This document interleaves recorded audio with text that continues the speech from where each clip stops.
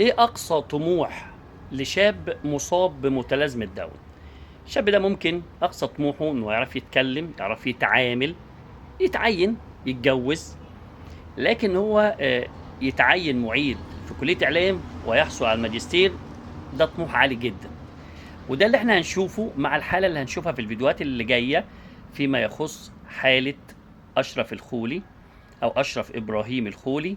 وده شاب كان مصاب بمتلازمة داون وحصل على الماجستير بتقدير امتياز وتعين معيد في كلية الإعلام. لكن خلينا نروح لفيديوهين مهمين جدا هتشوفوهم دلوقتي بعد الفيديو ده. الفيديو الأول هتشوف قد إيه الأم كانت داعم قوي لابنها. طبعا اكيد اي اسره عندها طفل عنده متلازمه داون بيبقى في حاله من الاحباط والحزن، وده طبيعي جدا. لكن الاسره اللي تدعم هذا الطفل او هذا الشاب او هذه الحاله، دي اسره ليها كل التقدير والاحترام. الفيديو اللي هتشوفوه بعد الفيديو ده متسجل من 4 سنين. شوفوا بقى الام وهي بتتكلم على حاله ابنها وقد ايه الابن كان طموح وهي بتدعمه ويحصل على الجوائز. والفيديو الثاني بعد مرور 4 سنين من الفيديو الاول، وهذا الشاب بيحصل على الماجستير. وده معناه ايه؟ معناه ان الاسره دورها مهم جدا، ودعمها للابن اللي عنده اعاقه دور مهم قوي. الحاجه الثانيه، الاعاقه يا جماعه مش اعاقه جسديه، انا بعتبرها اعاقه فكريه. ويمكن احنا متخصصين في الاكونت بتاعي على حالات التتا والتلعثم. حالات الداون صعبه جدا، والتلعثم بنعتبره حاله من الحالات الاسهل مقارنه بالداون. فعشان كده انت ممكن تحقق حاجات انت مش متخيلها. ودور الاسره دور مهم جدا في دعم اي حد عنده اعاقه. انا مقدر الحاله النفسيه اللي بيكون عند الاسره اللي عندهم اي طفل او اي شاب عنده اعاقه، سواء كانت اعاقه بسيطه او متوسطه او شديده. لكن دوركم مهم جدا، وهذا اختبار من ربنا سبحانه وتعالى، فلازم تصبروا ولازم تدعموا. شوف الفيديوهات دي وخلي عندك امل كبير ان انت هتحقق المستحيل.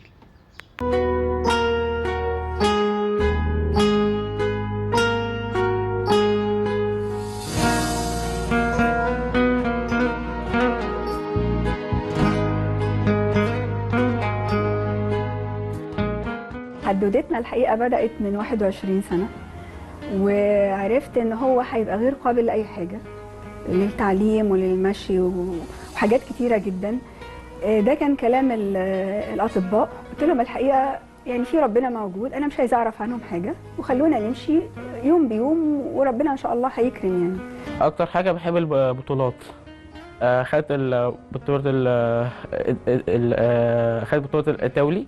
الحمد لله رب العالمين. اتكرم في محافل دولية كتير، واتكرم هنا الحمد لله في مصر من وزارة الشباب ووزارة الرياضة. وكان آخر تكريم الحقيقة وكان مفاجأة ليا كانت في الجامعة عنده، كانوا بيكرموا الولاد علميا ورياضيا، وكان إبراهيم واحد منهم. دور البطولة ما خدوش لوحده صلاح الدين. نفسي أطلع مذيع علشان المذيع دي هتبقى حاجة حلوة.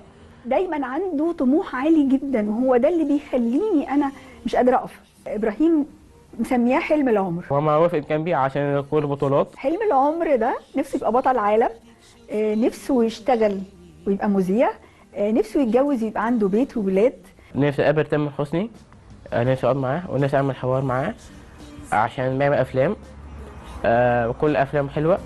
حلمك بايدك يبقى حقيقه، صوره وصوت صوره وصوت، ما تسيبش منك لحظه. النهارده حصلت على الماجستير، كانت يعني جت والله انا حسيت انا فرحان جدا جدا جدا جدا.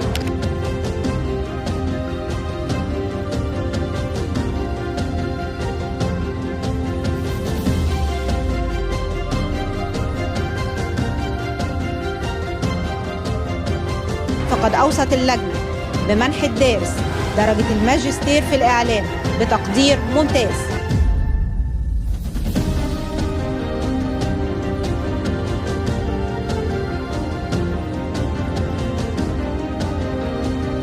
كلهم باختلاف. كنت عايز اخير فيه حاجه، وعايز اخد كلمه العقل الذهنيه واخلي كلمه الكلمه باختلاف.